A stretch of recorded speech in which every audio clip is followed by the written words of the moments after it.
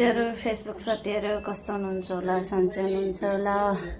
अनि अहिले चाहिँ भर्खर काम सिद्ध्याएर घरमा आएको त्यतिकै फेसबुक फ्यामिलीसँग पनि कुरा गरौँ भनेर कुरा गरेको। म त त्यति एक्टिभ छैन फेसबुकमा।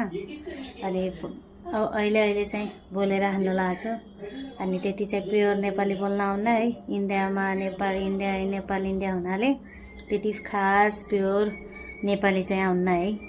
अनि यस्तो टाउको दुख्छ कामबाट आएर घर यस्तो गन्दा देख्यो भने टाउको दुख्छ कि दुख्दैन हजुरहरुका भन्नुहोस् त कमेन्टमा जरुर बताउनु होला। मेरो चाहिँ टाउको दुख्छ। कामबाट आयो भने घर क्लिन भयो भने खुसी लाग्छ। अगर घर क्लिन छैन भने चाहिँ यस्तो टाउको दुख्छ कि अब के भन्नु भन्दा जस्तो पनि छैन। यति थाके हुन्छु। त्यही भएर यसो लाग्दछ कि घरमा कोही हुनु अनि रेडी सब कुछ रेडी भएर ट्याक्क चाहिदिने मान्छे कोही हुनु जस्तो लाग्छ। हो कि हैन भन्नुस् त साथीहरु। त्यस्तै मलाई लाग्छ। त्यही भएर हेर्नुस् अब बर्तन यस्तै पडिरहेछन्, किचन त्यस्तै पडिरहेछ, बेड त्यस्तै पडिरहेछ। अब सब कुछ काम गरेर हजुरलाई देखाउँछु। हुन्छ बाइ। अहिले चाहिँ भाँडाकुटी धोएर यता राखिहाले। अनि हेर किचन चाहिँ यस्तो गन्दा भइरहेछ। अब त्यो सब्जी ल्याएर राखेको छ। अब त्यो सब्जीलाई फ्रिजमा राख्नु पर्यो।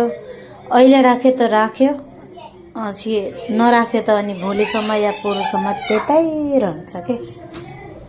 त्यस्तो छ साथीहरु। जिन्दगी के हो इन्डियामा बसेर त कहिला त नेपालका मान्छेलाई त लाग्दछ इन्डियामा बसेर मौज मस्ती गरेर सुकुनको जिन्दगी दिन्छन्। याद छ तिनीहरूलाई त केही छैन भन्न जस्तो लाग्छ। हेर इन्डिया आएर बस न पहिला, बच्चालाई छाडेर काम जाऊ।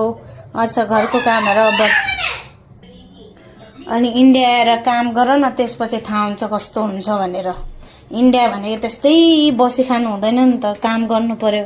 इन्डिया आयो भने अबको जमानामा त एउटैले काम गरेर हुँदैन ल, दुईटैले काम गरेर मात्रै जिन्दगी चल्छ। एउटाकै कमाइले त हुँदैन ल। त्यस्तो छ। हेर्नुहोस् आज यो रुमको चाहिँ हाल अझ यस्तै भइरहेछ। अझ यसलाई पनि क्लिन गर्नु छ। हेर्नुहोस् यो चाहिँ त्यस्तै पडिरहेछ बेड। कपडा फोल्डिङ गर्नु छ। हेर्नुहोस् सामान यस्तै लथालुङ्गो भइरहेछ।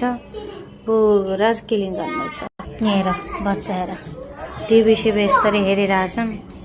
होइन यिनलाई त क्या छ, खाना दिन्छन् खान्छन्। यिनको जिन्दगी हो यस, केही झन्झट छैन, केही टेन्सन छैन। आरामले टिभी हेरेर खाऊ पिउ याद छ। घर चाहिँ मैले क्लिन गरिसकेँ। यहाँका कपडा चाहिँ फोल्डिङ गरी राखिसकेँ। अनि यति नै काम थियो। यति काम